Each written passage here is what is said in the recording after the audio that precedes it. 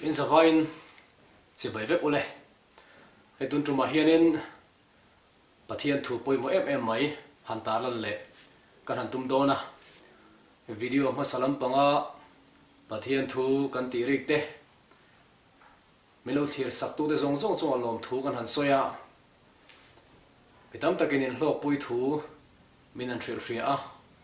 in chunga pathian thamona na sa zo om zel sela pathian in chen chilin veng him zel cheng ro seti hi ka tong try na ni ti kha kan han soi masale ani ole tuna hianin hei kan khovel din mun chu kan hria a Mizoram po atun line ta hianin miran lu chil ve to ani ti te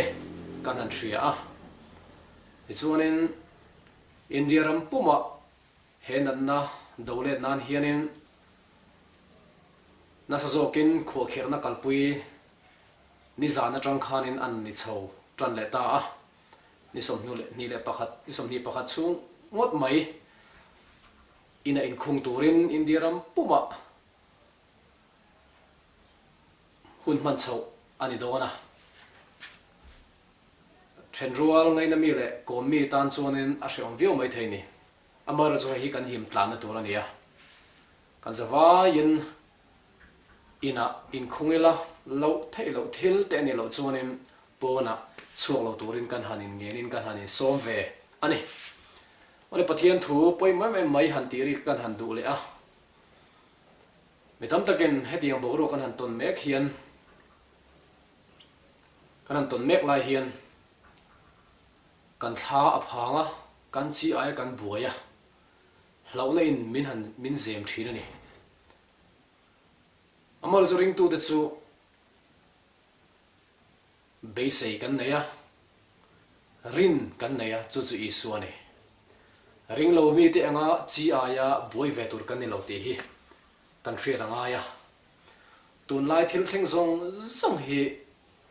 bible ngun taka kan zira kan chiar thina ni chuan bible a hianin hriat tir lok hrit lok kan ni vek to a chu vain tu na thil theng kan mu awang hian pathian hi avan lo dik em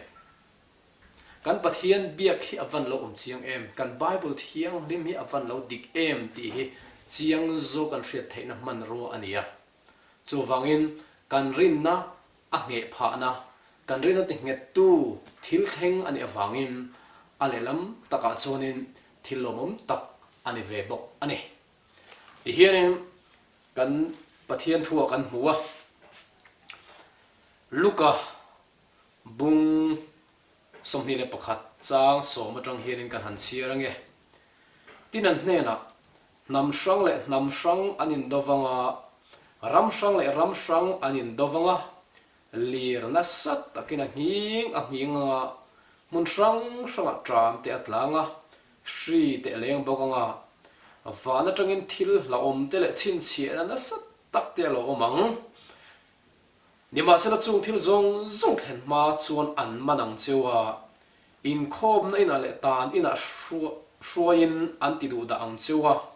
keima minga wangin lal te le how tu de ma an shruayang cheu ado tian esu bible in siam takin hela hian in min hriani chu wangin ring tu te hi manga philia chi ai lo tur kan ni ti hi kan hriat angai ni tun lai khovel thil theng hianin kan rin na konga ma min son tir theinan zirlai zir tu la tak mai min chhop chuakin ka hria a chu a toite han talan kan han tum don ani apakhatna chuanin tun lai thil theng kan han ngei to in khovel hi hei aya hun khir zoka alu chho thei ti kan tha thei ni tun aya hun har sa zok hi kan tong le thei ti kan tha theya chu hun khir le har sa zok kan ton na chuanin thil tam tak aron hring chuak thei tlat mai ni chu hrillo na bible na min pek dang hi aron ti dik thleng fam kim le thei tlat mai ni chu tun lai thil theng kan han mu hiam hey Organization for Economic Cooperation and Development an secretary a general angel gura chuanin ti hian soi ni kum sang ni le pariata khovelin economic crisis economica tlak chhiat na le har san na atto aina sa khan tu na hin khovel hi economica har san na to na sa to zo atini chu a chan chu ram in kalpo na khovel in kalpo na ram ri zong zong khar ani vek avangin economic atla cheta duai toy maya india ram ngei po kan poisa hlut na ata niam chak le mai he hianin hrilok na bible na min lo bible kan mu hrilok na dang hi aron hen dik fam kim ti la thei dong that maya chu wangin tu na hun kan man me ka hi ring tu te tan tharaw lama kan lo in tuai thar na hun tha kan lo in bo se na hun tha ni ti hi e kan thre thiam thei ni chu mi chu eng tin nge ron then dong tak kan thre lova ma se na thil theng thei ani ve ta da wangin chu i min zir tir tu a thara lo mi zir lai min petua tun hun hi kan lo mang tang kai thei ni ti chuna pan hi le na hey covid 19 avangin khovel ram aboya amaro chu khovel ram shroi tu reng le khovel mi tam zo ka hi hey covid 19 chanchin hi athom thangri hre lo hre ma sela atlai nuwa chu anin buat sai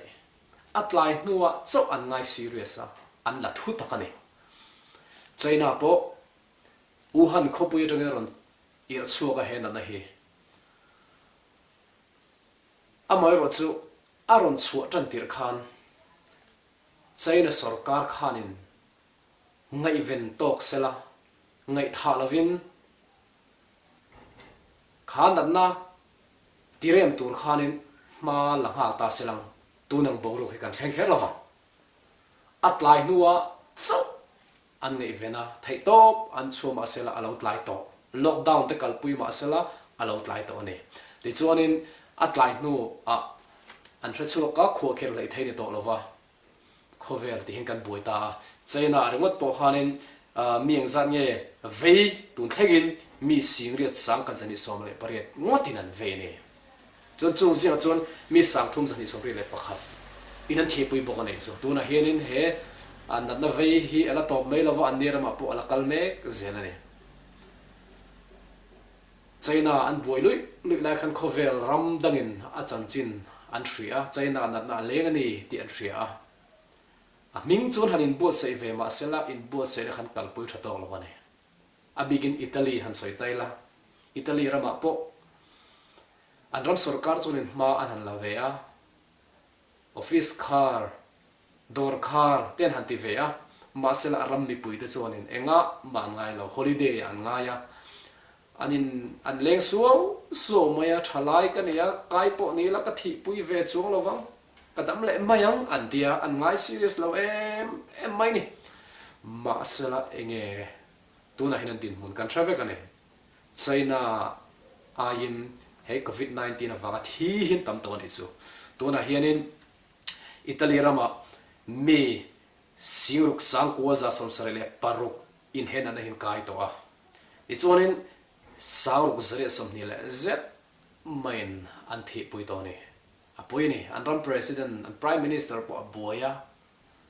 among angane tu na hian US bo chu tiang bokin ka khuwa kher thei dia Donald Trump an masala tu na hian an kai na sat to je hi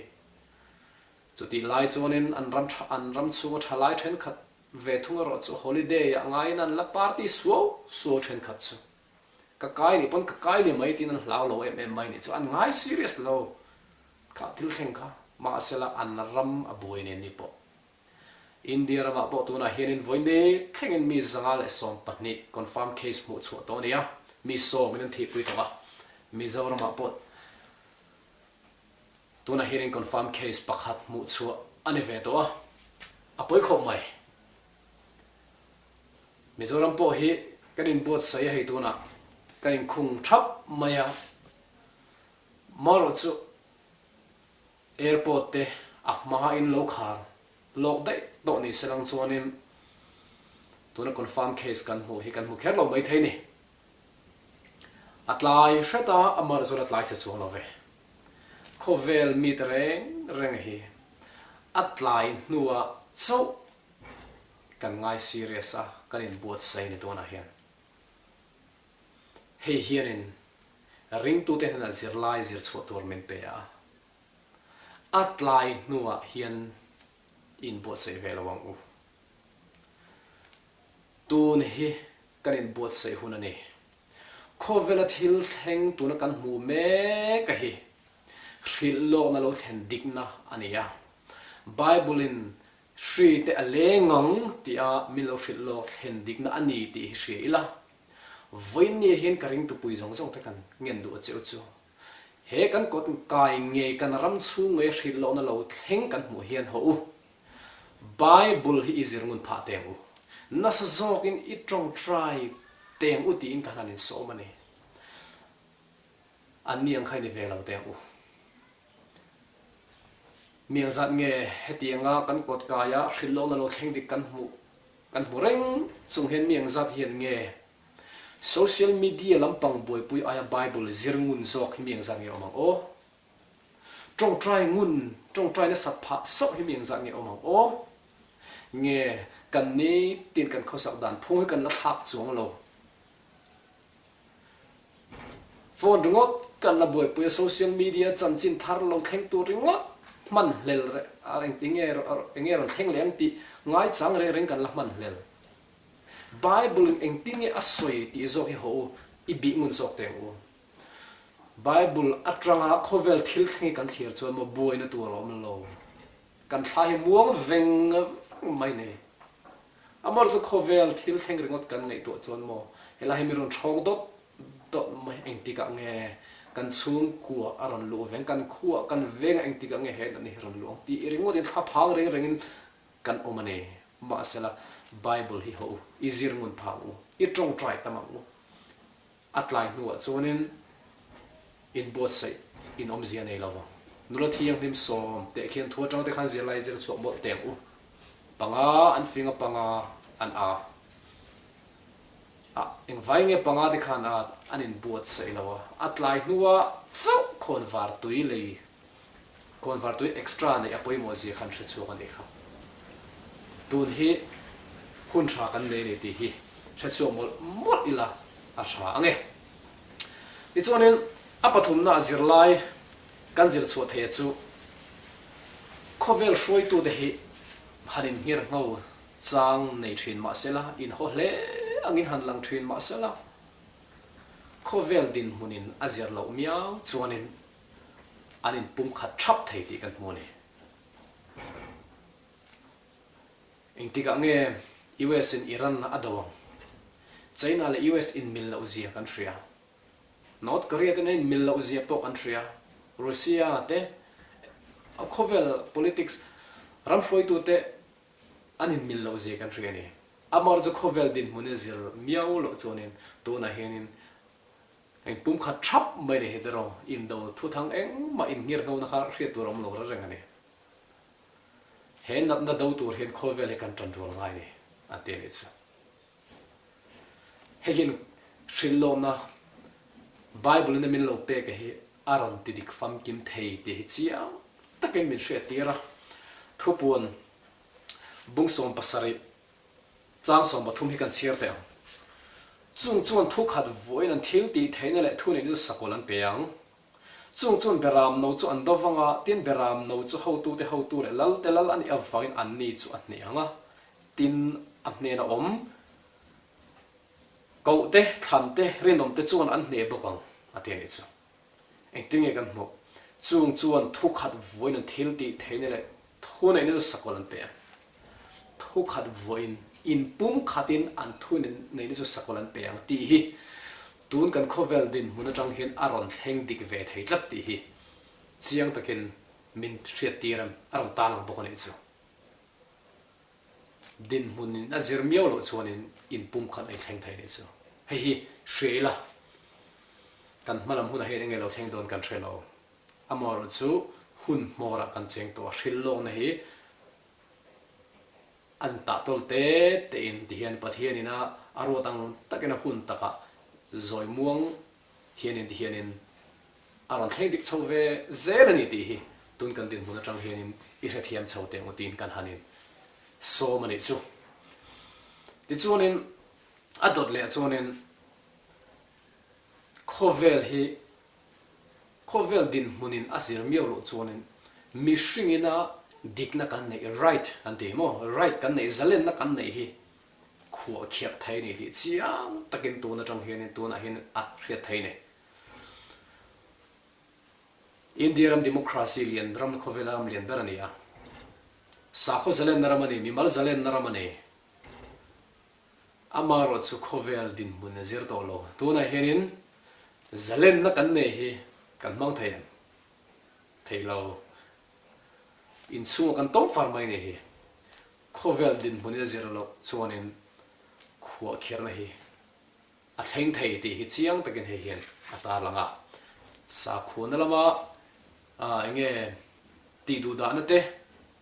rin na awanga ti du da na te hi sarkar re ron thleng thei lawang ti chi ne lo a thlen thei je hi mo ti hin kan bible a chuanin kan hnuwa ma lukabung somni pakhat a han ni chin hang ka chiar to a